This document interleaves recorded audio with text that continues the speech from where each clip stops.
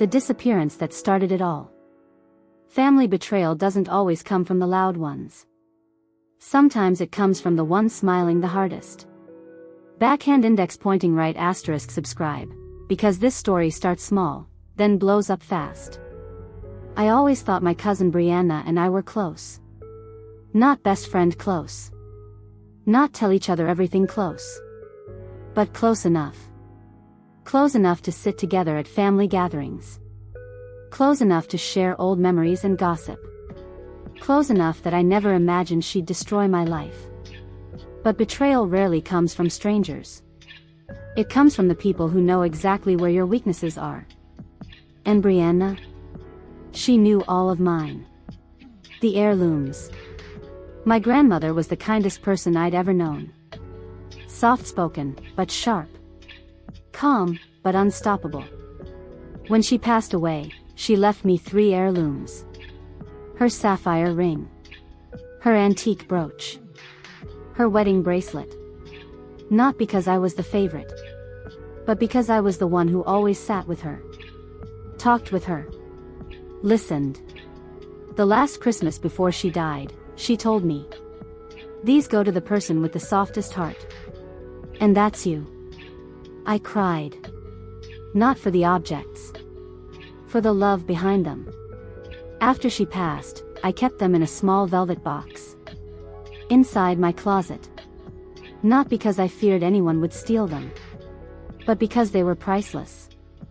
In a way money could never measure.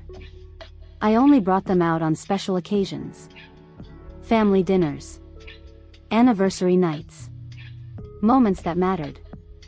I didn't know those heirlooms were about to ruin everything. The trap begins.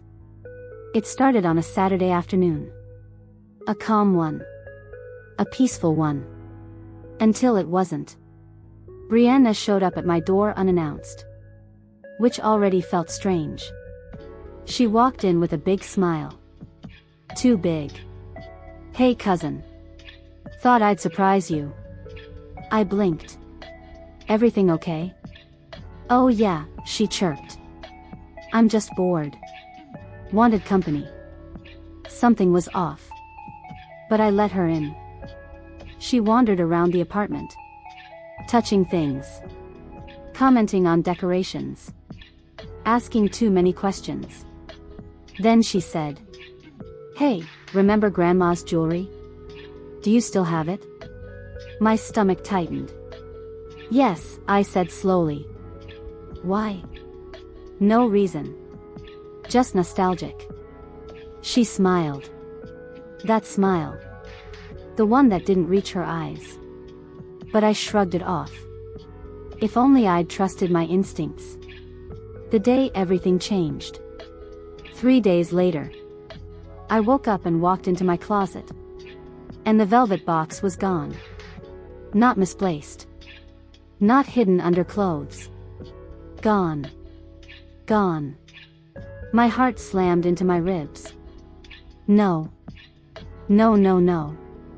I tore apart the closet. Every drawer. Every shelf. Nothing. I dropped to my knees. My grandmother's heirlooms. The only things I had left of her. Were gone. Stolen. I sat on the floor shaking. Breathing fast. Fighting not to scream. Who would? Then I froze. Brianna. She was the only one who had been in the apartment. The only one. I grabbed my phone and called her. She answered like nothing was wrong. "Hey, cuz. Where are Grandma's heirlooms?" I demanded. Silence. Just for a second. Then. "What are you talking about? You were here Saturday. They're gone." "Are you accusing me?" she snapped. I swallowed. "No. I'm just asking." "You are accusing me," she snapped again. "I can't believe this. Brianna, you're the only one who..." She hung up. My hands shook with anger, fear, and disbelief. I didn't want to believe she did it. But who else could have? The family meeting. The next day, the situation exploded. My aunt called. Then my uncle. Then my mother. Then 3 cousins. Every call began the same. Why would you accuse Brianna? Accuse? I hadn't accused her publicly. Not once. But she had. She told the entire family that I had blamed her for stealing Grandma's heirlooms. Suddenly, I was the villain. The greedy one. The dramatic one. The one making up stories for attention. My aunt said, Brianna would never steal. She's family. I nearly laughed. I was family. But apparently, that didn't matter. My mother asked, maybe you misplaced them? The word stabbed harder than I expected. Misplaced? No. I wasn't perfect. But I wasn't careless. Still, nobody believed me. Because Brianna cried. She told everyone I was attacking her. She said I was jealous. She said I wanted drama. And the family bought every word. Grandma once said, the biggest liars don't shout. They whisper. I didn't understand it then. I understood it now. The breaking point. I went to Brianna's house myself.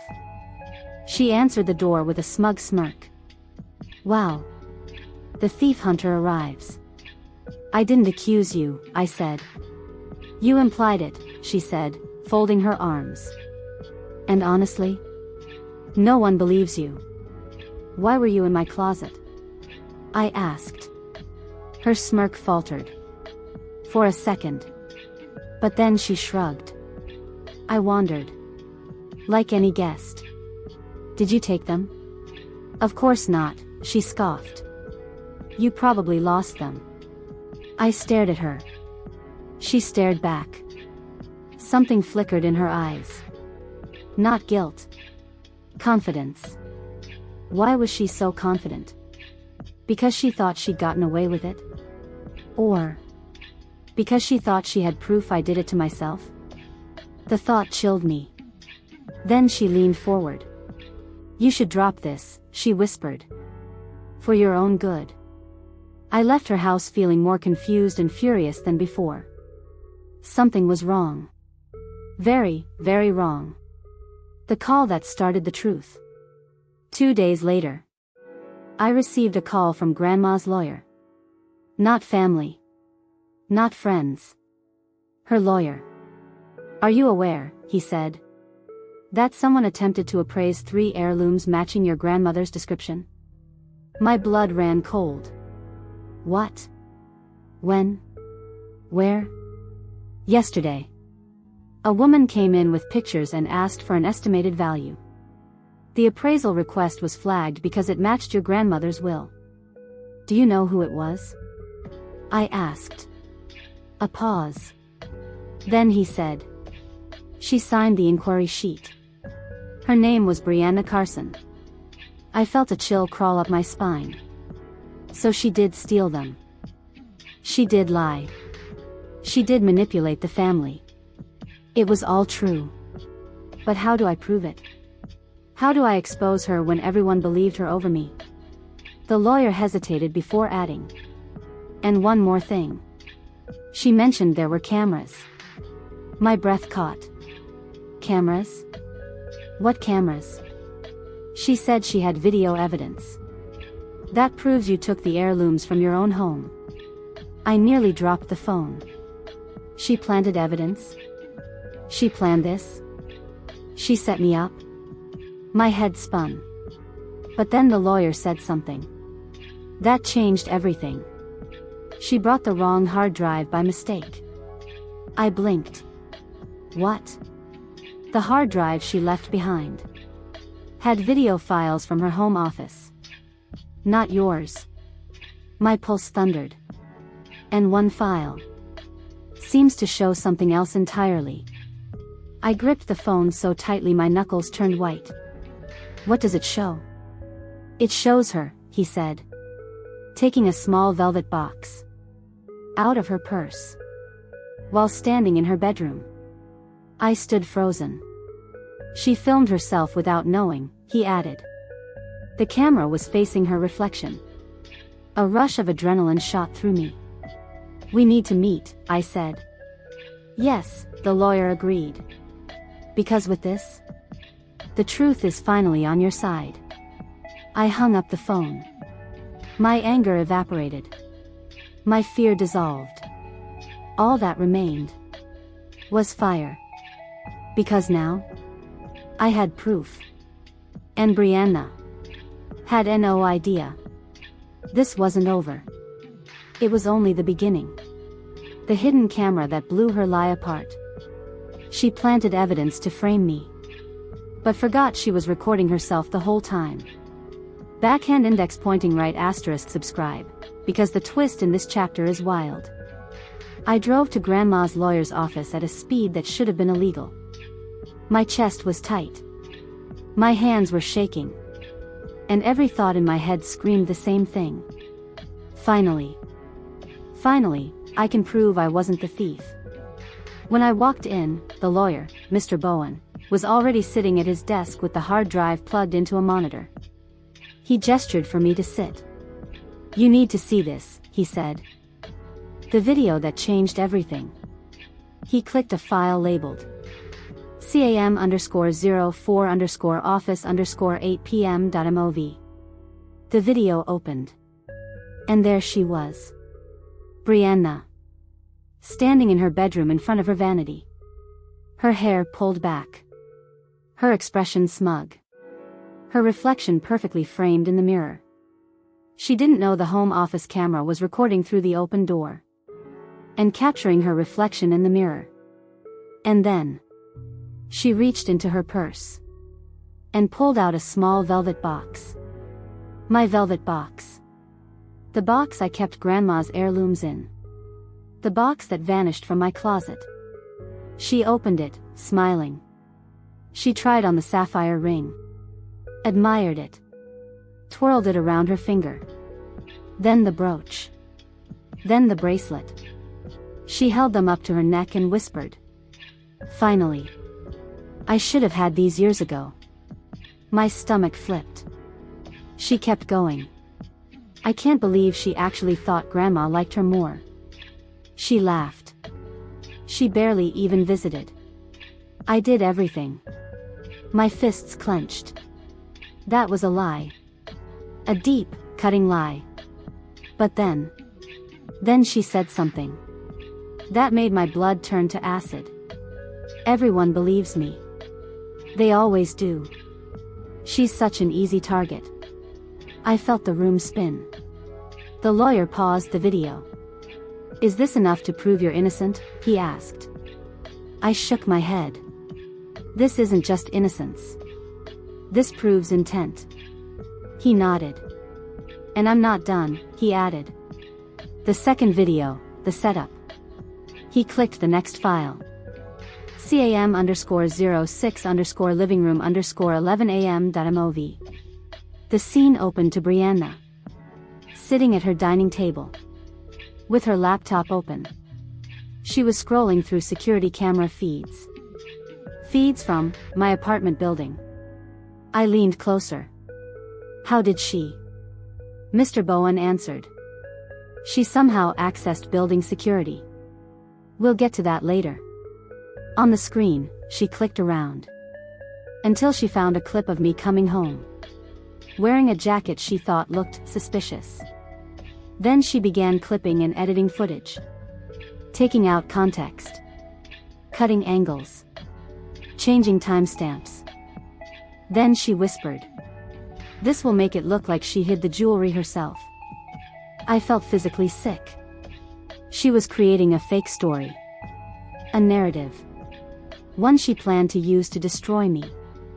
Then she smiled and said, the family will crucify her. Bowen paused the video again. This is evidence of framing, he said. Premeditated. Calculated. I inhaled sharply. She didn't just take the heirlooms, I whispered.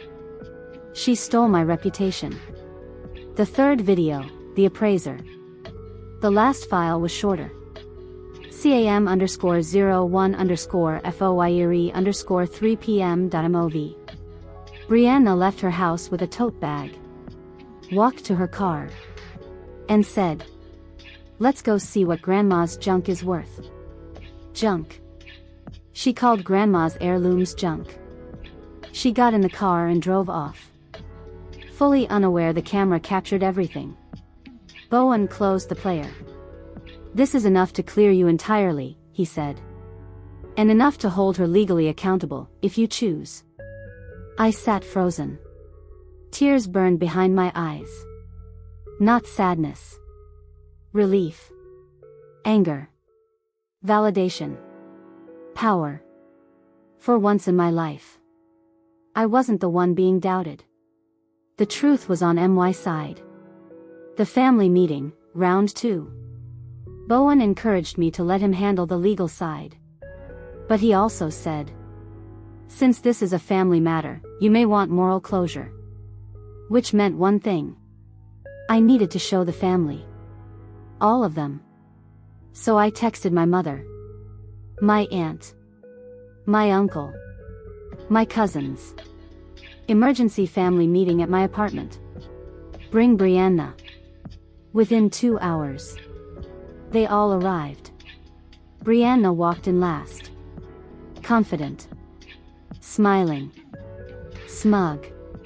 Ready to apologize, she asked loudly. I didn't answer. I just connected my laptop to the TV. Everyone sat. Then I pressed play. The room goes silent. The moment Brianna appeared on screen, pulling my velvet box out of her purse. The room gasped. My aunt covered her mouth. Uncle Ron stood up. My mom whispered, "Oh my God." And Brianna? Her face drained of color. She stuttered. "What? What is this? That's not." But the video kept playing. Her wearing the ring. Mocking me. Admitting jealousy. Then the second video. Her editing security footage. Saying I'd be crucified. My mother broke into tears. My aunt looked like she wanted to faint. Uncle Ron stared at her in disgust. Then the last video. Brianna calling Grandma's belongings junk. When the video ended, the room was silent. Absolutely silent. Until my aunt whispered, "Brianna, tell me this isn't you." Brianna's mouth opened and closed. It's deep fake. She set me up. My uncle cut her off. "Brianna, stop. You were recorded by your own camera." Her face twisted. "This is out of context," she screamed. My mother pointed at the screen. "You stole from her? You stole from your cousin?" "I didn't mean to," she cried. "You framed her," my aunt yelled. "Framed her? It wasn't supposed to go that far." Brianna sobbed. "I just wanted the heirlooms. I deserved them. She always gets everything. You deserve nothing," my uncle roared. Brianna collapsed to the floor, crying. But my mother turned to me, tears streaming. "Baby. I'm so sorry we didn't believe you." My aunt approached me slowly. "You have every right to press charges." Brianna looked up, terrified. "Please," she begged. "I'll give them back. I'll return them right now. Just don't ruin my life. Please." Her voice shook. She wasn't apologizing. She was scared of consequences. And I realized something. She didn't regret what she did. She regretted being caught. I stared at her. At her lies. Her manipulation. Her betrayal. And I said, "You didn't just steal heirlooms. You stole trust. You stole family." She sobbed harder. "But do I press charges?" I looked at the family. Their shocked faces. Their tears. Their regret. Then at Brianna. Broken. Exposed. Terrified. And I realized. This wasn't the end. This was the beginning. Because I had more proof. More videos. More lies to expose. The family didn't even know the full extent of her plan yet. The secret she tried to bury. A lie can ruin a reputation. But the truth can destroy an entire family. Backhand index pointing right asterisk subscribe, because this chapter exposes everything Brianna tried to hide. The living room was still shaking from the fallout of the video. Brianna sat on the floor, mascara streaked, hair wild, hands trembling. She looked less like the smug cousin who framed me, and more like a child whose entire world was collapsing. But I wasn't fooled. Not for a second. She wasn't crying because she regretted anything. She was crying because she got caught. The family turns on her. A context, my uncle roared. You were wearing the jewelry. You mocked your grandmother's memory. Brianna sobbed harder. I didn't think it would hurt this much. My aunt's voice cracked like a whip. You didn't think stealing and framing family would hurt? Brianna curled into herself. I watched her. I waited. Because I knew it wasn't over. Brianna was a manipulator. A planner. A strategist. She wouldn't go down quietly. And I was right. The second lie. Suddenly, Brianna wiped her tears, lifted her head, and said, "It wasn't just me, okay? You don't get it. I was pressured." Everyone froze. By who? My aunt demanded. Brianna hesitated. Then pointed. At me. That's right, she cried. She told me to take the heirlooms to get them insured. She said that she didn't trust the family. I said she made me do it. I blinked. Then laughed. Laughed out loud. Brianna, I said, there are 3 videos, 3, that show you stealing, bragging, and planning to frame me. She screamed, you edited them. The family lost it. Uncle Ron snapped. You think she broke into your house, stole your hard drive, and edited your home camera footage while somehow keeping her reflection perfectly synced with your camera timestamps? Her jaw clamped shut. She realized she sounded insane. My aunt whispered. Brianna, please stop lying. Every lie is digging a deeper hole. But Brianna clenched her teeth. No, she whispered. You don't understand. Then she said the thing that turned the entire room to ice. If she gets the heirlooms, she gets the money too. The inheritance secret. Silence. Money? My mother asked slowly. What money? Brianna glared at me. You didn't tell them? I blinked. Tell them what? She smirked. And that smirk. Oh, that smirk. Was pure poison. Grandma left more than jewelry, she said. She left a special inheritance. My chest tightened. What inheritance? Brianna tilted her head. You really don't know? Her voice was sweet, fake, deadly. Grandma left a $20,000 fund to whoever inherited her heirlooms. A tradition. Passed down for 3 generations. The room erupted in gasps. I stared. I had never heard about this. Not once. You're lying, I said quietly. Ask the lawyer, she snapped. He knows. I turned to my mother. She was pale. Shaking. Mom, did you know about this? I knew her mother did something similar, she whispered. But I thought Grandma ended the tradition. Brianna stood up, smirking. There it is. That's why you care so much about the heirlooms. It's not Grandma. It's the money. I stared at her in disbelief. You framed me for theft. To get a $20,000 inheritance? She crossed her arms. I deserved it, she said. You always get everything. Grandma gave you the heirlooms. She always picked you. I felt something dark twist inside me. That wasn't favoritism, I said softly. It was love. Love?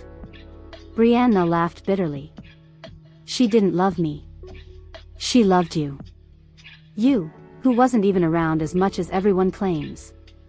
You sat with her, you listened, you were nice. And she rewarded you. But what about me? I was there too. No, my aunt whispered. You visited her twice a year and complained every time. Brianna's face hardened. I deserved something. She can't. She can, I said. She will. She's in full panic mode. Uncle Ron grabbed his keys. Let's go. But I held up a hand. No. Everyone looked at me. Don't chase her, I said. She'll twist it. She'll tell police we threatened her. She needs to walk into the next trap herself. What trap? My mother asked. I lifted the USB drive the lawyer gave me. This one. The real one. The backup. Brianna thought she had the hard drive needed to clear everything. She didn't know the lawyer had already copied every file. She didn't know the evidence was already safe. She didn't know she'd been caught long before today. She didn't know the real trap was waiting. She didn't know I was done being her victim. All she knew was that she felt cornered. And cornered people make stupid, desperate mistakes. The call that changed everything. 20 minutes later. My phone rang. Unknown number. I answered. This is Officer Taylor with the county police, a voice said. My stomach dropped. We received a report of suspicious activity. At Goldstone Jewelry Appraisal Center. Goldstone. The same place she tried to appraise the jewelry before. What happened? I asked. A young woman attempted to sell items matching your grandmother's heirlooms. She became agitated when staff asked for identification. And locked herself in the restroom. I exhaled. My aunt grabbed my arm. Oh God. The officer continued. She also claimed she was fleeing from a setup. And accused you of planning to ruin her life. We found her with a bag containing the items. My blood froze. Are you saying? Yes, he said.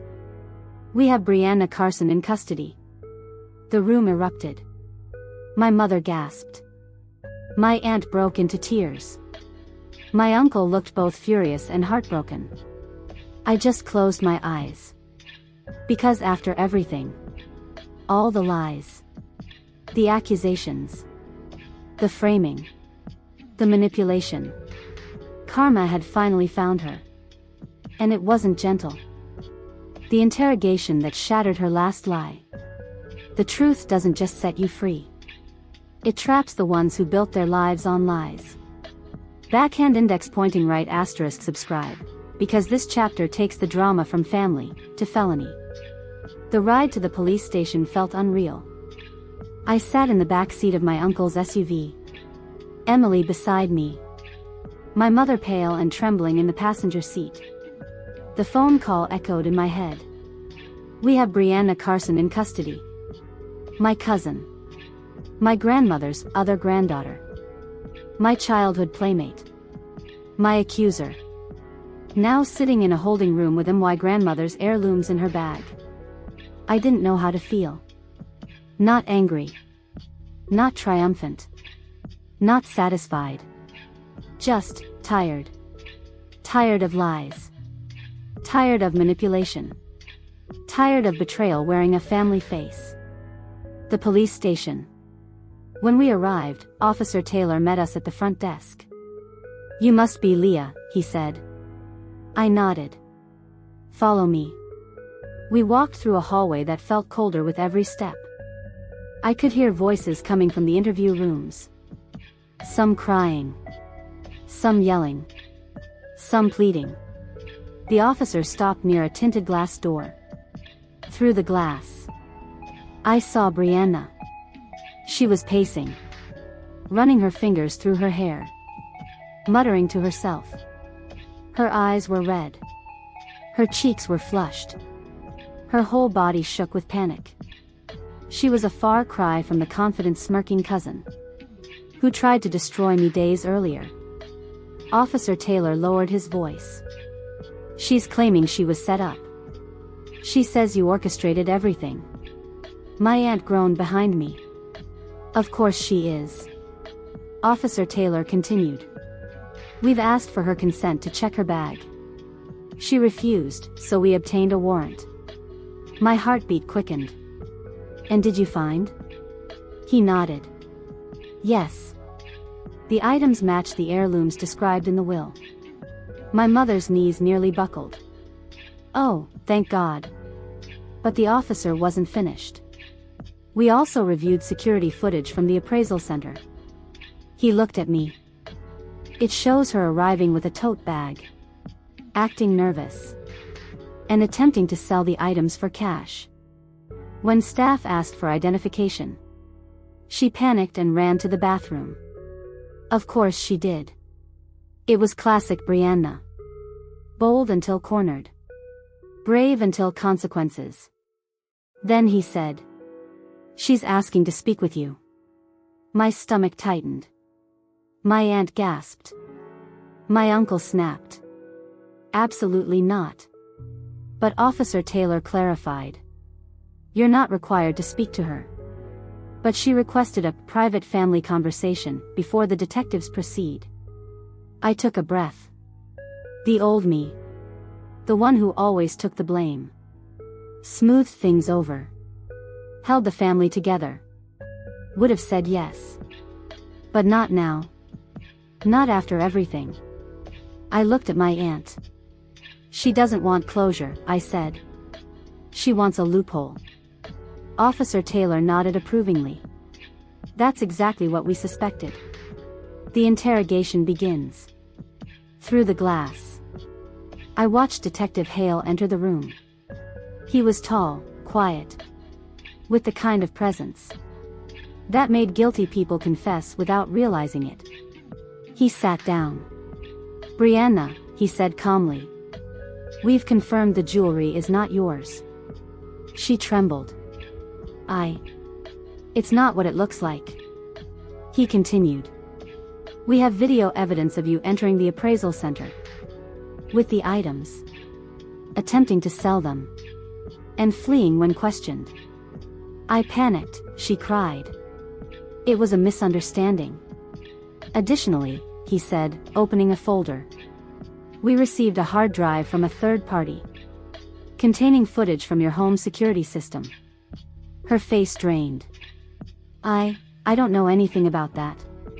The footage shows you entering your bedroom, with a velvet box matching the missing items from Leah's residence. She froze. Completely frozen. Like a deer staring at headlights. Hale leaned forward. Can you explain that? Her voice cracked. I don't remember. I was drunk. I was depressed. I was emotional. You know how grief is. He stared at her. Not impressed. Not sympathetic. Just bored. Then he said, cameras don't get emotional. Cameras don't grieve. Cameras don't lie. She started sobbing again. And then she said the line that made everyone watching recoil. I had to take them. They were supposed to be mine. Her voice echoed through the hallway. My mother gasped. My aunt broke into tears. My uncle clenched his jaw. Even Emily whispered. There it is. The truth she couldn't hide anymore. Her last manipulation attempt. Detective Hale closed the folder. Brianna, we're offering you an opportunity to explain your actions truthfully. She looked up with wild eyes. Then she spotted me, standing behind the glass. Our eyes met, and her expression changed instantly. Her tears vanished. Her posture straightened. Her face hardened. And she mouthed, "Help me." I didn't move. She mouthed again, this time louder. "Say something. Please." I didn't blink. She slammed her palms on the table. "Can she come in?" she screamed. Hale didn't look at her. He looked at me. "You don't have to," he mouthed silently. And I wasn't going to. But Brianna wasn't done. She switched tactics. Classic manipulator move. She began telling a new story. Her third version of events. "I didn't steal anything," she sobbed. "I was protecting the heirlooms." Hale raised an eyebrow. "Protecting them? By trying to sell them?" "I was testing the appraiser," she cried. "To see if they were trustworthy. Grandma told me to." Everyone watching exhaled in disgust. Hale leaned back. "So you're saying your grandmother instructed you from beyond the grave to run a pawn shop loyalty test?" She burst into tears again. "You're twisting my words." He didn't answer. Because he didn't need to. Her lies were twisting themselves. The family is asked to step in. 15 minutes later. Officer Taylor returned. "She wants her mother," he said. My aunt flinched. I don't know if I can face her." "You don't have to talk to her," Taylor said. "But she's asking for someone she thinks won't give up on her." My aunt trembled. She looked broken. Then she whispered, "I'll go." She entered the room. We watched through the glass as Brianna jumped from her chair, like a starving animal who finally smelled food. "Mom," she sobbed. "You have to fix this. Tell them it wasn't me. Tell them Leah set me up." My aunt recoiled. "No," she whispered. "I can't lie for you. Not anymore." Brianna's face twisted. "Mom. If you love me, you'll help me." My aunt broke. Literally broke. She covered her mouth and cried. "I do love you. But love doesn't cover up crimes." Brianna slammed her fists on the table. "Then you're a terrible mother." My aunt collapsed into tears. Detective Hale escorted her out gently. But not before Brianna screamed. "You all hate me. You always have." No one answered. Because everyone knew the truth. Hate had nothing to do with it. This was about accountability. The charge decision. An hour later. The detectives returned with updates. "Based on the evidence," Officer Taylor said, "we are recommending theft, attempted fraud, attempted sale of stolen property, filing a false police claim, tampering with video evidence, slander and defamation investigation." My mother gasped. My uncle whispered, "Oh God." I nodded slowly. Not vengeful. Not triumphant. Just resolute. "Do you want to press charges?" he asked. Everyone turned to me. All eyes. All emotions. All pressure. My aunt whispered, "Leah. This is your decision." My mother grabbed my hand. "Do what you feel is right." I closed my eyes. Took a breath. Opened them. And said, "She didn't just steal jewelry. She stole trust. She stole family. She tried to steal my reputation." I looked at the officer. "I'll press charges." My aunt burst into tears. Not because she disagreed. But because hearing me say it made it real. The officer nodded. "We'll proceed." The break that changed everything. As they took Brianna to processing, She caught sight of me. And she screamed through the glass. "You ruined my life." I stepped forward, met her eyes, and spoke calmly. "No, Brianna. You ruined mine. And you thought you'd get away with it." She banged on the glass. "You wait. You'll regret this." Detective Hale closed the blinds. Her voice faded. Her power faded. Her lies faded. For the first time in weeks, I felt something lift off my shoulders. Not revenge. Not victory. Just peace. But the story wasn't over. Not even close. Because in part 5, Brianna fights back. Her lies escalate. The legal system tightens its net. And the inheritance truth comes out fully. Including the part no one expected. The lie she built. And the one that destroyed her. The scariest thing about liars isn't what they say. It's what they're willing to destroy to keep the lie alive. Backhand index pointing right asterisk subscribe, because this chapter unearths the truth that Brianna never wanted revealed.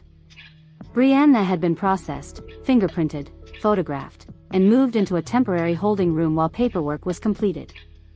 The officers kept us updated. But the real devastation wasn't happening inside the walls of the station. It was happening in our family.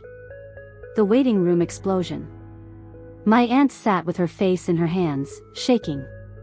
My mother tried to comfort her, but nothing helped. My uncle paced back and forth, muttering. "She always did this. She always twisted everything. We should have stopped it years ago." Emily whispered. "Some people don't grow out of lying. They grow into it." I stared at the floor. Quiet. Detached. Because while everyone was shocked, I wasn't. I had seen the signs long before anyone else had. The way she rewrote stories from our childhood. The way she always played the victim. The way she loved attention, especially pity. The way she believed the world owed her something. No one else noticed. Because manipulators pick people who don't expect manipulation. Family. The detective returns. Detective Hale approached us around 7 p.m. "We have a situation," he said. My aunt's voice trembled. "Oh God, what now?" Hale sighed. "Brianna is claiming mental distress and emotional trauma. She's requesting a medical evaluation." Of course she was. When manipulation fails, manipulators shift to victimhood. When the evaluation is complete, Hale continued, "She will still face charges unless a doctor declares she is unfit to stand trial." My aunt shook her head. "She's lying. She's just trying to avoid consequences." Hale nodded sympathetically. "We see it all the time. The inheritance truth, fully revealed." While waiting for updates, Uncle Ron said, "There's one thing we need to address. The inheritance." Everyone turned to him. "What about it?" my mother asked. He sighed heavily, looking ashamed. "Mom told me something before she passed. Something she wanted Leah to know. But she told me not to tell the rest of the family." I frowned. "What was it?" He took a deep breath. "Grandma left a separate envelope for you. With instructions." I froze. "What instructions?" My aunt wiped tears. "It wasn't just the heirlooms," she whispered. "It wasn't just the jewelry. Your grandma left something else. A memory letter." I blinked. "A memory letter?" My mother nodded, crying. "She wrote about why she chose you. About how you were the one who kept her company. How you were the one who never asked for anything. How she trusted you." My heart clenched. Every memory of sitting at her bedside. Every story. Every moment. Every smile. Came rushing back. Uncle Ron continued. "The letter also explained the $20,000 inheritance." I swallowed. So that part was real? Yes, my aunt whispered. But Brianna left out the most important part. My mother reached into her purse and pulled out an envelope. Old, worn, beautifully addressed. For Leah. To be opened when the heirlooms reach her. I froze. My hands shook as I opened it. Inside was a letter. Handwritten in Grandma's soft, familiar script. I read. My sweet Leah. If you're reading this, it means you received my heirlooms. These are not gifts. They are responsibilities. They hold the stories of our family's women. Their strength. Their sacrifices. Their pain. Their triumphs.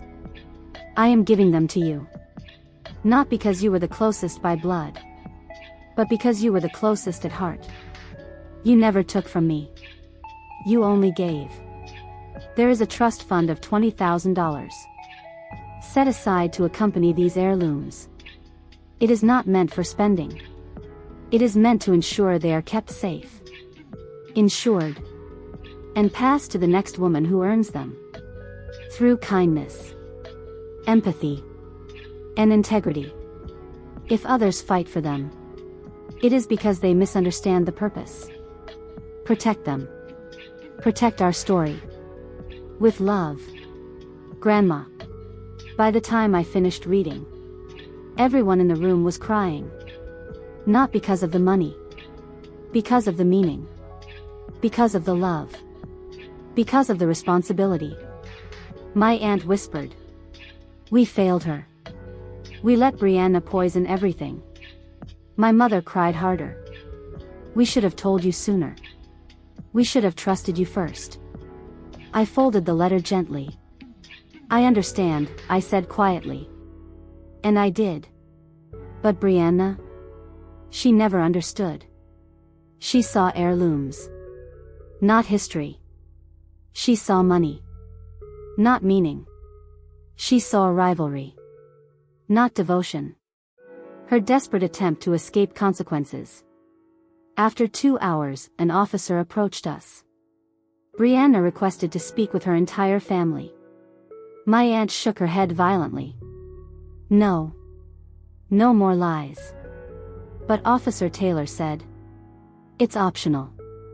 But she says she has something to confess. We exchanged looks. Part fear. Part exhaustion. Part morbid curiosity. Finally my uncle said. Fine. But we listened through the glass. We followed the officer to a large observation room with a double window. Inside the interrogation room, Brianna sat with her elbows on the table. Her eyes were red. Her makeup ruined. Her hair a mess. She looked broken. But when the detective walked in, she sat up straighter. Is the family here? She asked. They're watching. She nodded slowly. Then, she leaned forward. Hands folded. Voice steady. Expression controlled. Manipulation mode. Here it comes. I stole the jewelry, she said. Everyone gasped. My mother sobbed. My aunt whispered, thank God she's admitting it. But then Brianna continued. But I only took it. Because Leah told me to. My aunt screamed from behind the glass. My mother covered her mouth. My uncle cursed under his breath. I stood frozen. I expected lies. But not this lie. She kept going. Leah planned the whole thing. She wanted the $20,000 inheritance money. But didn't want to look greedy. She told me to create a distraction. She told me to hide the heirlooms. She told me to frame myself. So she would look innocent. Detective Hale stared at her. Expression flat. Arms crossed. Then he said. So let me get this straight. You're claiming Leah told you to steal her own heirlooms. And then try to sell them. To make her look better? Brianna nodded vigorously. Yes. And Leah knew about the appraisal attempt? Yes. And Leah knew about the security footage from your home? Yes. And Leah somehow magically edited your home camera to show your reflection taking the heirlooms from your purse? She faltered. Her confidence cracked. She swallowed hard. I didn't say that. You implied it. She clenched her fists. Well, maybe she hacked my system. Or bribed someone. She's very smart. Hale sighed. Brianna. Nothing you're saying lines up. She slammed her hands on the table. Because she's a genius manipulator. Hale's jaw tightened. Or, he said quietly. Because you are running out of lies. She froze. Just froze. Completely. Emotion draining from her face. And that's when it happened. The moment the last lie died. The moment she realized it was over. Detective Hale placed a folder on the table. Brianna, he said. This folder contains your security footage. Your appraisal footage. Your edited clips. Your texts about selling heirlooms. Your attempted fraud report. Your written claim accusing Leah. Your fingerprints on the jewelry box. Your signature at the appraisal center. Your voice on the videos. And witnesses confirming you acted alone. Her breathing became shallow. Her fingers trembled. Her eyes widened to full panic. You have, Hale continued. Two options. He slid the folder toward her. 1. Confess fully and accept a plea deal. He slid a second paper forward. Or 2. Continue lying. And we pursue the maximum charges. Including fraud, slander, and felony theft. Brianna's mouth opened. Closed. Opened. Closed. Like she couldn't find a single lie left to cling to. Like her oxygen had been replaced with truth. She whispered. I never thought it would go this far. Hale leaned back. It always does. Brianna finally broke. She leaned forward and sobbed into her hands. Loud, desperate, shaking sobs. Not because she was sorry. Because she had run out of excuses. The family watched in stunned silence. My aunt collapsed into a chair. My mother wept softly. My uncle put his head in his hands. And I just stood there. Exhaling a breath. That had been trapped inside me. 4 weeks. Months. Years. Her lies were dead. Her plan was shattered. Her power was gone. But the story wasn't over. Because the next chapter was the court showdown. And the judge's verdict would shock everyone. The verdict that ended her lies forever. Justice doesn't erase betrayal. But it exposes the people who built their lives on it. Backhand index pointing right * subscribe. Because this final part delivers the justice Brianna never imagined. 2 months later, the courtroom. 2 months passed between Brianna's interrogation and the court date. 2 months of lawyers. 2 months of emotional fallout. 2 months of family division so wide it felt like a canyon. My aunt barely slept. My uncle refused to speak to anyone outside immediate family. My mother walked around with constant guilt in her eyes. Cousins whispered. Family chats exploded and died. Everything felt broken. And in the center of that brokenness stood Brianna. Charged with theft. Attempted fraud. Attempted sale of stolen property. Filing a false report. Tampering with video evidence. Slander and defamation. Property damage. And contributing to a false investigation. Her lawyer pushed for a plea deal. She refused. Because in her mind, she was still the victim. The courtroom energy. When the judge entered, You could feel the weight of the moment. Everyone was tense. My family sat on one side. Mom, Aunt Marissa, Uncle Ron, Emily. Me. On the other side. Brianna. And her lawyer, looking like he regretted taking the case. Brianna looked different. Not messy and frantic like at the station. Not smug and confident like when she framed me. But hollow. Like someone who realized the world wasn't built out of her fantasies. The evidence presentation. The prosecutor started with the videos. The courtroom watched as Brianna pulled my velvet box from her purse. Tried on Grandma's heirlooms. Laughed that they were finally hers. Edited fake footage. Mocked me. Called my grandma's items junk. Drove to the appraisal center. Tried to sell the items. Locked herself in a bathroom to avoid ID checks. Brianna didn't look up once. Not when her voice played. Not when her face filled the screen. Not when she bragged about framing me. Not when she mocked my grandmother. She kept her eyes glued to the table. As if closing her eyes would erase the truth. Her defense, and the final collapse. Her lawyer tried. A last attempt at the impossible. Your Honor, my client was under emotional distress. The prosecutor cut in. Emotional distress does not cause premeditated theft.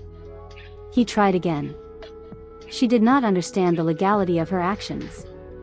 She edited security footage, the prosecutor countered. She forged timestamps. She attempted resale. She lied in a formal report. Her lawyer stumbled. She believed the jewelry was rightfully hers. The courtroom erupted. My aunt cried out. She tried to ruin Leah's life. The judge slammed the gavel. Order. But even he looked unimpressed.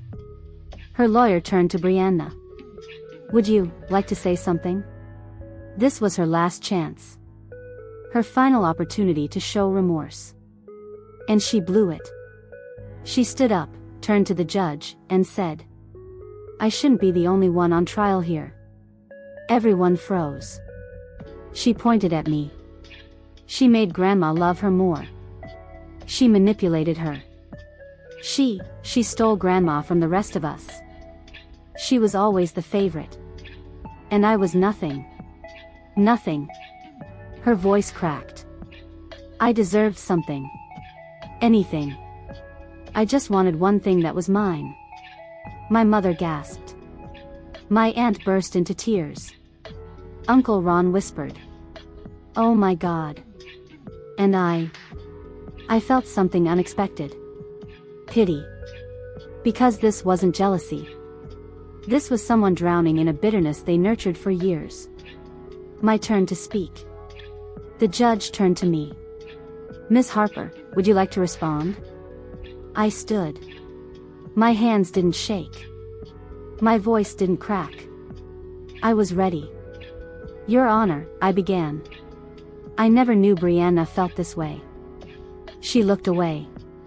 All I ever did was love Grandma like we all did. I didn't fight for her attention. I didn't take anyone's place. I just showed up. I looked at Brianna. You could have, too. Anytime you wanted. Her jaw tightened. But instead, I continued. You chose to steal. Then lie. Then blame. Then destroy. Brianna's eyes filled with tears. The heirlooms had nothing to do with money. They were about memory. Legacy. Love. I swallowed hard. And you tried to turn them into a weapon. My aunt sobbed into my mother's arms. Uncle Ron wiped his eyes. Emily squeezed my hand. I faced the judge again. I want closure. I want peace. And I want accountability. I sat.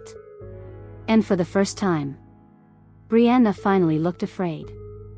The verdict. The judge lifted his file. Brianna Carson, he said. Please stand. She rose shakily. This court finds you. Her breath caught. Guilty on all charges. The courtroom shook with emotion. My aunt collapsed into silent sobs. My uncle closed his eyes, relief flooding him. My mother whispered prayers of gratitude. Emily hugged me. Brianna stared ahead, stunned. The judge continued. You will receive 2 years probation, 200 hours community service, mandatory counseling, restitution payments, a formal restraining order, a permanent mark of guilt on your record, and mandatory financial repayment for all damages caused. Brianna swayed. But, the judge added sharply. Because this case involved family. And because you attempted to shift blame. Additional penalties are warranted. Her eyes widened. You are banned from inheriting any family assets.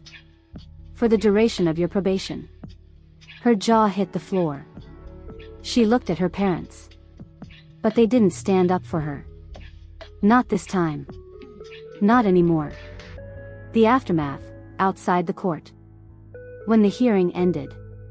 We gathered outside. My aunt approached me, trembling. Leah. I'm so sorry. I hugged her. It's not your fault. She broke into tears. I lost my daughter, she whispered. I shook my head gently. No. She lost you. Uncle Ron walked over. You saved this family, he said quietly. And you honored your grandmother. Mom hugged me next. I'm proud of you, she whispered. I'm sorry we doubted you. Never again. Emily put her arm around me. You know, she said with a smirk. This is one hell of a plot twist. I laughed softly. Because it was. Devastating. Painful. But absolutely necessary. The final moment, face to face. As we headed to the cars. A voice called out. Leah. I turned. Brianna was standing between 2 officers. Hands cuffed loosely. Her face was wet. Her eyes swollen. She stepped forward 1 inch. Before the officer stopped her. She whispered. You won. I shook my head. No, Brianna. I didn't win. You just lost. She swallowed hard. Can you forgive me? I stared at her. You don't want forgiveness, I said softly. You want relief from consequences. She flinched. And that's not the same thing. Tears pooled in her eyes again. The officers guided her away. She didn't look back. And neither did I. Epilogue, 6 months later. My grandmother's letter is framed on my shelf. The heirloom sits safely in a new velvet box. Insured. Protected. Treasured. But most importantly, the family has changed. We talk more. We trust more. We don't hide truths anymore. We learned from Brianna's downfall. Family isn't blood. Family is integrity. Brianna entered counseling. She's rebuilding herself. And maybe one day, she'll understand the damage she caused. But whether she changes or not, I'm free. My name is clear. My grandmother's legacy is safe. And the truth, the one Brianna tried so desperately to bury, finally lives in the light.